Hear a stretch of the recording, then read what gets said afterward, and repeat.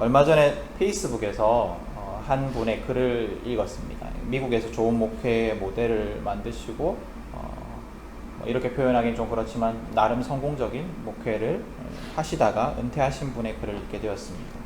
이분은 굉장히 보수적인 신학관을 가지고 계신 분이고 동성애 합법화에 대해서 반대 의견을 가지고 계신 분이십니다.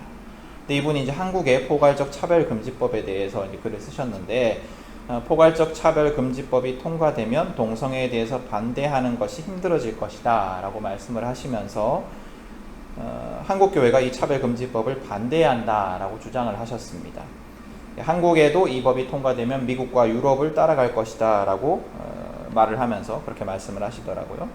그러면서 이 법을 반대해야지 동성애자를 이 법은 반대해야 되지만 동성애자는 뭐 기독교 정신으로 차별해서는 안 된다 뭐 이런 얘기를 하셨어요. 근데 이 글을 읽는데 제가 이제 이 글을 읽기에 글을 쓰신 목사님은 법이 통과되면 처벌 규정이 생기기 때문에 종교적 자유가 침해당하고 그것을 막기 위해서 반대해야 한다. 그렇지만 기독교 정신으로 동성애자를 차별해서는 안 된다라는 뭐 그런 주장이었습니다. 그러니까 법이 없더라도 동성애자를 차별하면 안 되지만 법이 있으면 그 처벌받을 수 있기 때문에 그래서는 안 된다. 그 법을 반대해야 된다라는 그런 뭐 뉘앙스였습니다. 근데 제가 글을 읽는데 좀 궁금했어요. 그러면 이분의 글을 읽을 때 그럼 미국에서는 동성애 반대하는 뭐 어떤 설교나 뭐 교인들의 어떤 모임에서 그렇게 얘기를 하면 처벌받는다라는 것처럼 들렸거든요.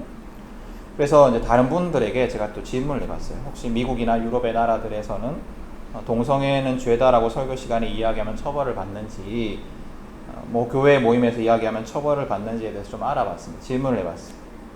그랬더니 많은 분들이 댓글을 달아주셨습니다. 읽어보니까 처벌을 받지는 않는 것 같았습니다. 도리어 동성애를 차별하는 설교들이 뭐 이렇게 빈번하게 행해지고 있는 것 같았습니다. 미국의 목사님이 말씀을 하셨는데 사실에 입각한 얘기는 아니셨던 거예요. 지난번 우리가 장혜원 의원의 영상을 함께 봤습니다만 이 법의 핵심은 어떤 경우에도 그 사람의 존재를 이유로 차별받아서는 안 된다라는 것입니다. 그리스도인으로서 우리가 생각해야 하는 것은 하나님이 어떤 분이신가? 하나님이 어떤 분이신가? 하나님은 인간을 어떤 이유로든 그 존재를 이유로 차별하지 않으시는 분이시고 예수님도 마찬가지십니다. 우리가 여러 주에 걸쳐서 복음서의 예수님의 모습을 보고 있지만 예수님은 그 사람의 인종, 성별, 종교, 지역 등 어떤 이유로도 차별을 하지 않으셨습니다. 심지어 몸을 파는 여인, 세리와 같이 사회적으로, 종교적으로 지탄받을 만한 사람들조차도 차별하지 않으셨습니다. 도리어 차별하는 바리새인들과 제자들을 꾸짖으셨습니다. 그렇다면 그리스도를 믿고 하나님의 주인 되심을 고백하는 우리 그리스도인들이 어떻게 행동해야겠습니까? 우리는 하나님처럼, 예수님처럼 어떤 이유로든 차별해서도 안 되고 다른 사람들이 차별받도록 내버려 두어서도 안 됩니다. 그리스도인들은 그 사람이 뭐 외국인 노동자라고 해서 차별해서도 안 되고 그 사람이 심지어 다른 종교를 갖고 있다라고 해서도 차별해서도 안 됩니다. 그 사람의 종교, 피부색, 신념, 성적 지향 어떤 것이든 그것을 이유로 차별해서는 안 됩니다. 우리의 편견과 사회적 편견들이 다 있습니다. 그렇지만 그것을 뛰어넘어서 우리 그 어떤 사람이든 모두가 예수님의 사랑이 필요한 존재임을 알고 또 모두가 하나님이 사랑하시는 존재임을 알아야 합니다. 하나님이 차별하지 않으신다면 우리도 차별해서는 안 됩니다. 그게 이제 기본 정신이에요. 근데 오늘 성경을 보면 좀 우리를 당황하게 합니다. 우리 잠시 읽어보셨지만, 우리 함께 읽어보셨지만 예수님이 인종차별주의자처럼 보이거든요. 예. 오늘 예수님은 게네사렛이라는 곳에 계셨어요. 게네사렛, 오늘 이야기 직전까지 게네사렛이라는 곳에 계셨습니다. 이 게네사렛이라는 곳은 어디냐면 갈릴리 호수 북쪽 지역에 있는 도시예요. 우리가 몇 주간 계속 마태복음을 연이어서 보고 있는데 오병이어의 사건과 또 예수님이 무리를 거르신 사건, 그 앞에 다 있었죠, 그죠? 이 사건들 모두 갈릴리 호수 주변에서 벌어진 사건입니다. 예수님께서 계속 갈릴리 호수 지역에 계셨어요. 그러다가 오늘 그곳을 떠나서 두로와 시돈 지방으로 가십니다. 이 두로와 시도는 갈릴리 호수에서 북동쪽으로 가면 있는 지중해를 면하고 있는 도시들, 지중해 변의 그 해안가 도시들입니다. 근데 이 도시들은 옛날부터 이제 도시 국가로서 독립적인 어떤 그 정치 체제를 가지고 있었던 나라들이 도시면서 나라들입니다. 그래서 해상 교역을 통해서 굉장히 번성하고 있었습니다. 지중해를 중심으로 한 해상 교역을 통해서 번성하고 있었습니다. 지중해 상권을 배경으로 활동하던 지역이었기 때문에 이곳에는 그리스 지역과 문화적으로 인종적으로 여러 가지 교류들이 많이 있었습니다. 예수님이 이제 그곳을 가십니다. 그곳에 가시자 오늘 성경에서 가나안 여인이라고 표현된 이 가나안 여인이 예수님께 나와서 소리를 칩니다. 자기 딸을 고쳐달라라는 간절한 호소였어요. 이 여인에 대해서 마태복음에서는 가나안 사람이라고 되어 있고 마가복음에서는 그리스 사람이라고 이제 설명을 하고 있습니다. 확실한 거는 어쨌거나 가나안 사람이든 그리스 사람이든 간에 이방인이었습니다. 유대인이 아닌 이방인이었습니다. 그런데 예수님은 오늘 이 이야기에서 이 이방 여인의 호소를 무시하시고 응하지 않으려는 모습을 보이십니다. 그리고 심지어 이방인을 개다라고 표현하기까지 하십니다. 차별금지법이니 인권이니 하는 현대적 개념이 아니더라도 우리가 아는 예수님 모습과 너무 다른 모습이에요. 예수님은 죄인들도 아이들도 그 어떤 누구도 자기에게 다가오는 것을 막지 않으셨습니다. 그들에게 귀를 기울이셨고 그들의 피로를 채워주셨어요. 근데 오늘 예수님은 굉장히 낯섭니다. 여러분들 이 본문을 읽을 때 그런 기분이 들지 않으셨어요? 이 예수님 좀 이상한데? 좀 낯선데? 이걸 어떻게 이해해야 될까? 이렇게 좀 이상한 마음이 들지 않으셨습니까? 근데 오늘 이야기는 우리에게도 낯설고 이해하기 힘들지만 그 당시의 유대인들에게도 낯설고 힘든 이야기였어요. 예수님의 모습은 그 당시 유대인들에게도 낯설고 이해하기 힘든 모습이었습니다. 우리와 반대의 이유로 그랬어요. 이 당시 유대인들은 메시아, 즉 기름 부음 받은 자를 간절히 기다리고 있었습니다. 구약에 예언한 대로 메시아가 나타나서 이스라엘을 구원할 것이다 라는 기대가 그 신앙이 아주 팽배하던 때였습니다. 메시아가 올 것이다 라는 그 기대가 아주 가득하던 때였습니다. 근데 유대인들이 기대하던 메시아는 어떤 사람이냐 하면, 어떤 존재냐 하면 죄짓기 전 아담과 같이 아주 순전하고 또 모세와 같이 탁월하고 다윗과 같이 능력이 있고 엘리야와 같이 기적을 행하는 그런 존재였어요. 아주 영웅적인 존재였습니다. 그리고 그 영웅적인 메시아는 다른 사람이 아니라 유대인의 메시아였습니다. 다른 민족이 아니라 유대인의 메시아였습니다. 유대인들에게 하나님은 어떤 존재였냐면 우리의 하나님, 우리 민족의 하나님이었어요. 유대인들만의 하나님이었어요. 그리고 그 유대인들만의 하나님이 유대인만을 구원하기 위해서 보내주시는 분이 메시아였습니다. 그 유대인들의 하나님, 유대인들의 메시아는 아주 민족적인 그 틀 안에 있었습니다. 그래서 예수님이 가나안 여인, 이방 여인을 물리치는 것은 그 주변에 있었던 유대인들, 또 이 이야기를 들었던 유대인들, 또 마태복음을 처음으로 읽었던 초대교회의 유대인들에게는 전혀 이상한 일이 아니었습니다. 당연한 거였어요. 유대인의 메시아가 이방 여인을 내치는 것은 당연한 것이었어요. 근데 오늘 사건에서 유대인들에게 이상하고 이해할 수 없었던 건 뭐냐면 예수님이 끝까지 내치지 않으시고 이방 여인의 딸을 고쳐주신 거였어요. 유대인의 메시아이신 예수님이 이방인의 소원을 들어주신 것, 이방인에게 구원을 베풀어 주신 것, 이방인의 어려움에서 해방시켜 주신 것, 이게 그 당시 유대인들에게는 낯설고 이상한 일이었습니다. 여러분, 우리는 성경책, 구약과 신약 모두를 하나님의 말씀으로 받아들입니다. 구약만 하나님 말씀이라고 생각하는 유대인들처럼 그렇게 말하지도 않고 구약은 필요 없고 신약만 하나님 말씀이다 라고 생각하는 여러 이단 종파들과 다릅니다. 우리는 구약과 신약을 모두 하나님의 말씀으로 받아들이고 믿습니다. 그렇다는 건 뭐냐면 구약과 신약이 다른 책의 조합이 아니라 한 이야기다라고 믿는 거예요. 그래서 신약의 예수님은 신약이 갑자기 등장하는 하나님의 대체제가 아닙니다. 예수님은 구약의 하나님의 구원 약속을 성취하는 존재예요. 그러니까 구약과 신약이 그만큼 긴밀하게 연결되어 있습니다. 근데 구약을 보면 이스라엘을 중심으로 한 이야기예요. 하나님이 온 세상을 창조하시고 그 가운데 아브라함을 선택하시고 아브라함과 그 후손을 또 선택하셔서 복된 민족으로 삼으십니다. 그리고 그 복된 민족을 통해서 죄로 인해 하나님과 멀어진, 하나님과의 관계가 파괴되어진 세상을 구원하려는, 다시 말하면 하나님과의 끊어진 관계를 회복하고 온 세상을 다시금 하나님의 품 안에 용납하려는 계획을 이제 실행하십니다. 그러니까 이스라엘을 통해서 세상을 구원하고자 하시는 계획을 구약 성경 이야기 내내 실행을 하시는 거예요. 근데 실패하죠. 이스라엘이 그 계획에 순종하지 않습니다. 이스라엘 통해서 세상을 구원하고 싶으셨는데 이스라엘조차도 하나님의 말씀을 듣지 않으니까 더 이상 얘기가 전개가 안 되는 거예요. 그들은 계속해서 하나님께 반역하고 하나님과의 바른 관계 속에, 친밀한 관계 속에 거하지 않습니다. 세상을 구원하는 민족이 되어야 되는데, 하나님과 친밀한 관계 속에서 세상을 구원하는 민족이 되어야 하는데 그들조차도 하나님을 거역합니다. 시작부터 안 되는 거죠. 그렇죠?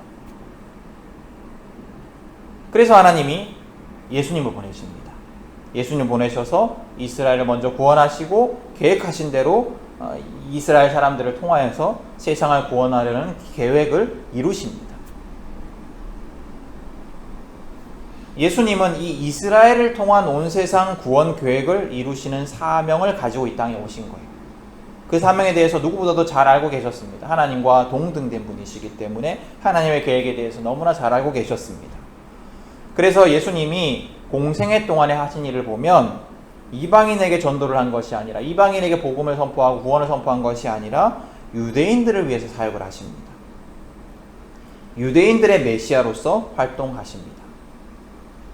그리고 십자가와 부활 사건 이후에야 비로소 세상에 복음을 전하라, 이방의 복음을 전하라 라고 명령하십니다. 그래서 마태복음 마지막 장 28장에 보면, 마지막 장 마지막 부분에 보면 너희는 가서 모든 민족을 제자로 삼아서 아버지와 아들과 성령의 이름으로 세례를 주고 내가 너희에게 명령한 모든 것을 가르쳐 지켜 행하게 하라 이렇게 말씀하시지 않습니까? 그래서 그 예수님의 부활 이후에 제자들이, 또 특별히 바울이 예수님의 명령을 따라서 세상에 복음을 전하기 위해 전력을 합니다. 그러니까 유대인들이 세상에 복음을 전하는 거예요. 그래서 바울과 사도들을 통해서 이스라엘을 통한 세상의 구원 계획이 이루어지는 거죠. 근데 그렇지만 일단 지금은 십자가 사건이 있기 전 예수님의 공생의 기간이고, 예수님은 유대인들을 먼저 구원하려는 그 계획에 충실하셨습니다. 그래서 가나안 여인을 외면하세요. 그래서 예수님께서 이렇게 행동하신 거죠. 근데 그래도 참 이해가 되지 않는 부분들이 있습니다. 그렇죠? 예수님은 정말로 자비로우신 분이고 또 율법이나 여러 규정보다도 사람을 중요하게 생각하신 분이시잖아요. 그래서 오늘 본문 바로 앞에 어떤 얘기가 있냐면, 그 예수님의 제자들이 손을 안 씻고 먹었어요. 근데 이제 그게 율법 규정에 어긋난 거였거든요. 그래서 바리새인들과 사두개인들이 그 율법 교사들이 와서 막 따집니다. 당신 제자들이 지금 부정한 행동을 하고 있다. 그렇게 얘기를 하니까 예수님께서 율법은 사람을 위한 것이다 라고 이렇게 말씀을 하시거든요. 그래 놓고 바로 뒤에 그렇게 유연하시고 그렇게 사람을 중요하게 생각하시는 예수님이 바로 뒤에 귀신 들린 딸을 고쳐달라라는 가나안 여인, 뭐 다른 걸 요구한 것도 아니잖아요. 귀신 들린 딸을 고쳐달라라는 가나안 여인과 왜 실랑이를 벌이셨을까라는 의문이 가시지는 않습니다. 어쨌든 그런 의문들은 뒤로 하고, 오늘 본문에서 우리가 주목해야 하는 것은 뭐냐면 이방 여인의 간절함이에요. 예수님은 아직 이방인들에게 구원을 선포할 생각이 없으셨습니다. 아직 때가 아니었습니다. 그러나 이 여인은 간절합니다. 어찌나 끈질기고 간절하게 외치고 따라다녔던지 제자들마저도 예수님께서 예수님께 요청을 하잖아요. 제자들마저도 이 여인이 좀 그만 시끄럽게 하도록 안심하여 보내주십시오 라고 부탁할 지경이었습니다. 이 이방 여인의 간절함은 딸을 향한 사랑 때문이었어요. 이 이방 여인은 귀신 들려 고통받는 딸에 대한 사랑이 너무나 컸습니다. 할 수만 있다면 자기 목숨을 버려서라도 딸을 고통에서 해방시켜주고 싶었을 겁니다. 귀신에 사로잡혀서 매일매일 고통 속에서 신음하는 그 딸의 모습은 매일매일 어머니에게 죽음보다 더 큰 고통을 안겨줬을 겁니다. 이 목숨보다 귀한 딸을 고통에서 해방시켜줄 분은 예수님밖에 없었습니다. 그래서 여인은 너무나 간절했어요. 한번 상상을 해보세요. 제자들이 얼마나 막 구박을 했었겠어요. 그죠? 밀쳐내고 조용하라고 소리치고 쫓아내기도 했을 겁니다. 그러나 이 여인은 너무나 간절했기 때문에 계속해서 말 그대로 달려든 거예요.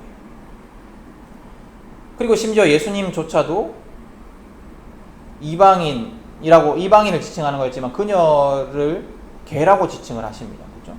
그래도 여인은 굴하지 않았습니다. 여러분, 그 당시에 이 개라는 단어의 의미에 대해서 자세히는 모르겠지만 우리에게는 굉장히 모욕적으로 보이는 이 개라는 표현이 아마 그 당시 사람들에게도 그렇게 좋은 표현은 아니었을 거예요. 그죠? 아마도 경멸의 의미였을 겁니다. 그것이 아니더라도 어쨌거나 좋은 의미는 아니었을 겁니다. 근데 그런 말을 듣고도 여인은 너무나 간절했기 때문에 굴하지 않고 부스러기의 은혜를 구합니다. 그렇게까지 간절하게 예수님을 붙들자 오늘 성경의 표현대로 그제서야 예수님께서 여인의 소원을 들어주셔서 귀신 들린 딸을 해방시켜 주십니다. 이건 굉장히 놀라운 일이에요. 이게 뭐냐면 여인의 간절함이 부활 이후에 있어져야 할 사건을 앞당긴 거예요. 부활 이후에 있어져야 할 이방인의 구원이 앞당겨진 거예요. 다시 말하면 뭐냐면 여인의 간절함이 하나님의 계획조차도 변경시켜버린 거예요.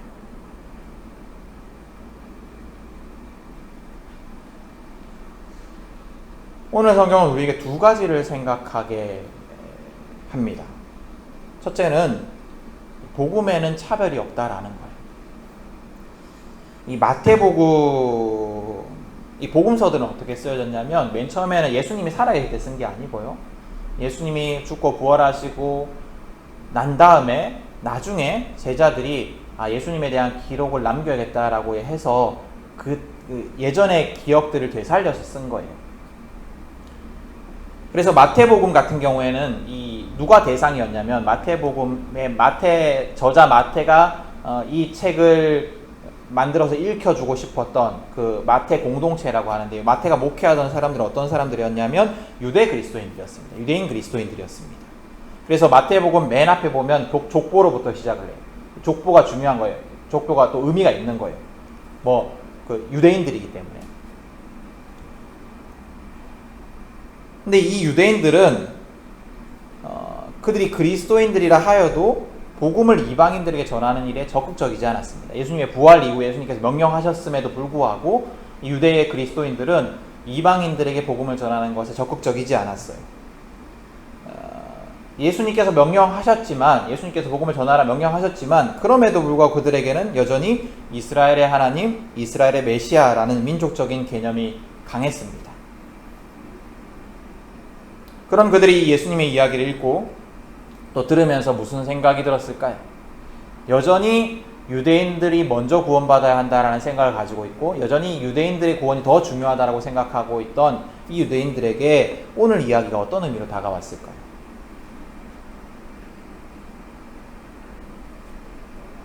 일차적으로 유대인들의 메시아로 예수님께서 오셨잖아요. 그죠? 그런데 이 예수님, 유대 그리스도인들의 입장에서 보면 우리 편이에요. 유대인의 메시아였던 예수님. 근데 이 예수님조차도, 우리 편인 이 예수님조차도 이방인들에게 구원을 선포하셨구나라는 것이 이 사람들에게는 충격적으로 다가왔을 것 같아요. 그러니까 이 사람들은 예수님이 어떤 행동을 했는지 몰랐어요. 근데 예수님조차도 이방인 여인들을 구원하시는 일을 행동하셨구나, 그 구원을 복음을 전하셨구나라는 것을 보고 좀 충격으로 다가왔을 것 같아요.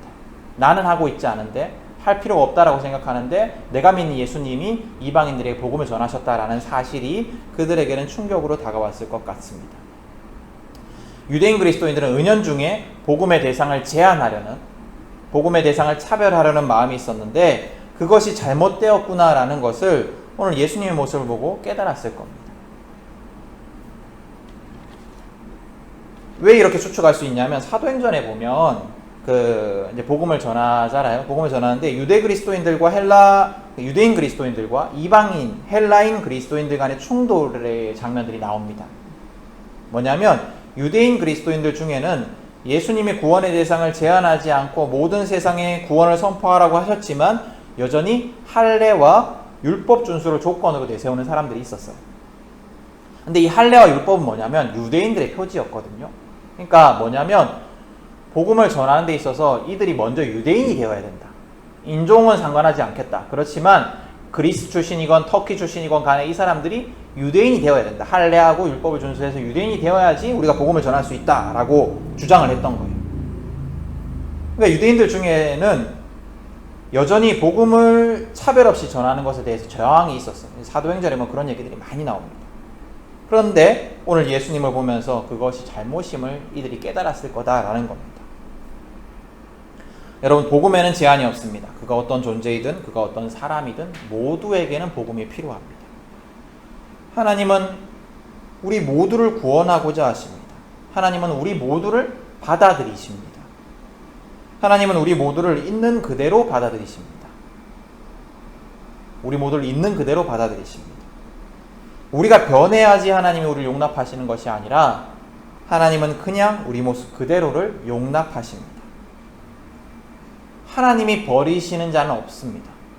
성경에 때때로 그런 것 같아 보이는 구절들이 나오지만 그 이야기의 핵심은 하나님이 뭐 구원받을 사람만 구원하신다라는 게 아니에요. 그 이야기마다 그 중요점이 따로 있습니다. 하나님은 누구도 제한하지 않으십니다. 그렇기 때문에 우리는 모두에게 복음을 전해야 합니다. 만약 우리가 내 생각에 따라서 복음을 제한한다면 그것은 유대 그리스도인들처럼 잘못을 범하는 거예요.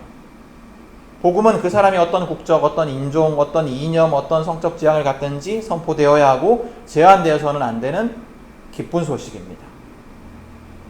이런 사람이 교회에 도움이 되겠나? 이런 사람은 난 불편한데, 이런 사람은 난 싫은데 라는 생각으로 복음을 제한해서는 안 됩니다. 여러분, 예수님은 우리가 세상 모든 사람들에게 구원의 소식을 전하고 선포하기를 원하십니다. 예수님은 그들이 구원받기 전에 변화되어야 한다라는 조건을 달지 않으십니다. 좀 착해져야지 예수님 전하지. 좀 달라져야지 예수님 전하지가 아니에요. 하나님은 모두를 있는 그대로 용납하시는 큰 사랑의 하나님이십니다. 또 오늘 성경을 통해 생각해야 할 것 두 번째는 여인의 간절함입니다. 여인의 간절함은 미래의 사건을 현재로 만들었습니다. 여러분, 우리는 여러 번 말씀드렸지만 우리는 이미 시작된 하나님의 나라, 이미 시작된 천국과 미래에 완전히 완성될, 완전히 이 땅에 임할 하나님 나라의 긴장 속에 살아가는 자들입니다. 그래서 우리는 과거와 미래 사이에 있어요. 긴장 속에 살아갑니다.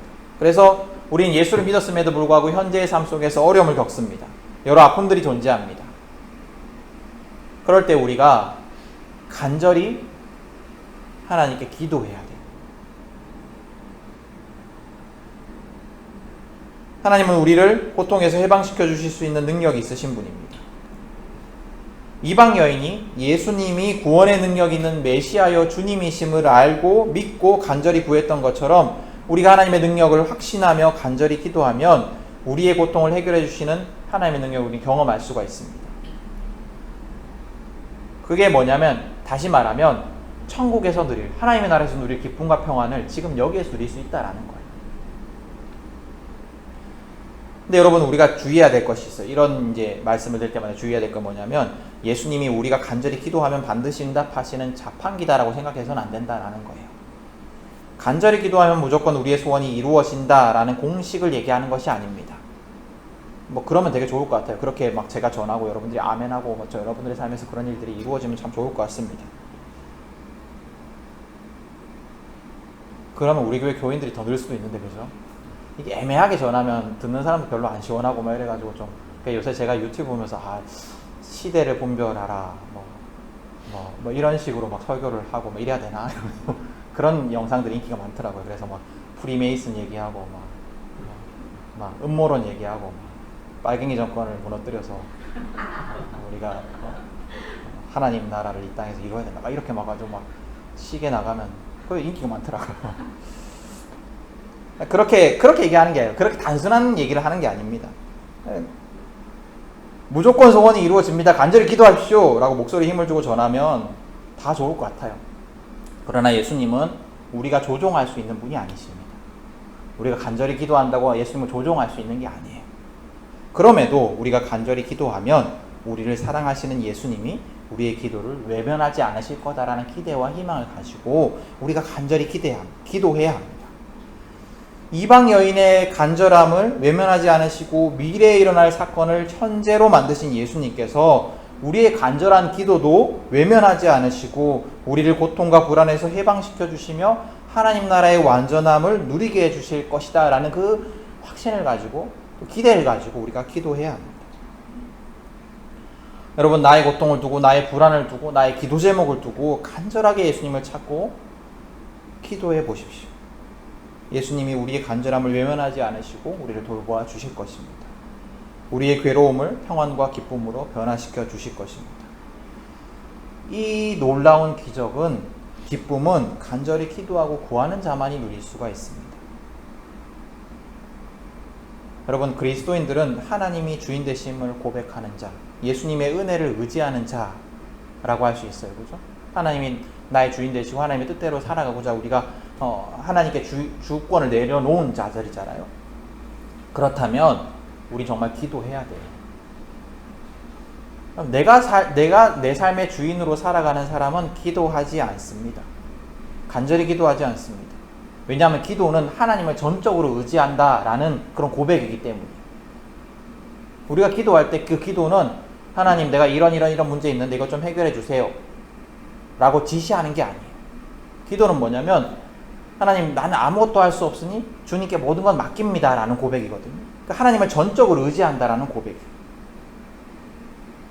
근데 하나님을 전적으로 의지하지 않는 자는 제대로 기도할 수가 없습니다. 간절히 기도할 수가 없습니다. 그냥 대충 기도하고 내 능력과 내 계획대로 살아갑니다. 그러나 하나님을 전적으로 의지하는 자, 또 예수님의 은혜로만 살아갈 수 있음을 진실되게 고백하는 자는 간절하게 기도합니다. 여러분, 우리가 그리스도인입니까? 여러분, 우리가 하나님의 나의 왕 되심을 고백하는 자들입니까? 여러분, 우리가 은혜로만 살아가는 자다라고 진실되게 고백하는 자들입니까? 그렇다면 간절히 매일매일 기도해야 합니다.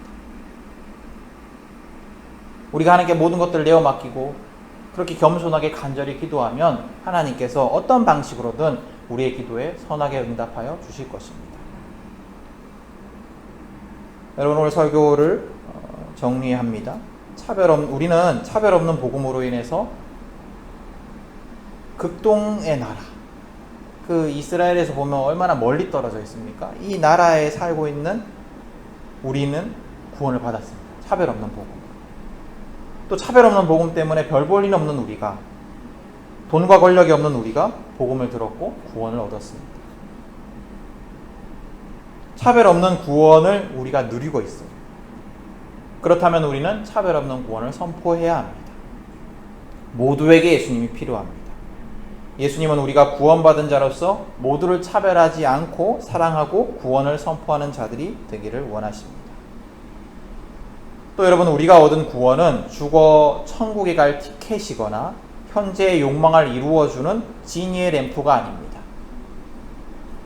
복음은 우리의 삶을 변화시킵니다.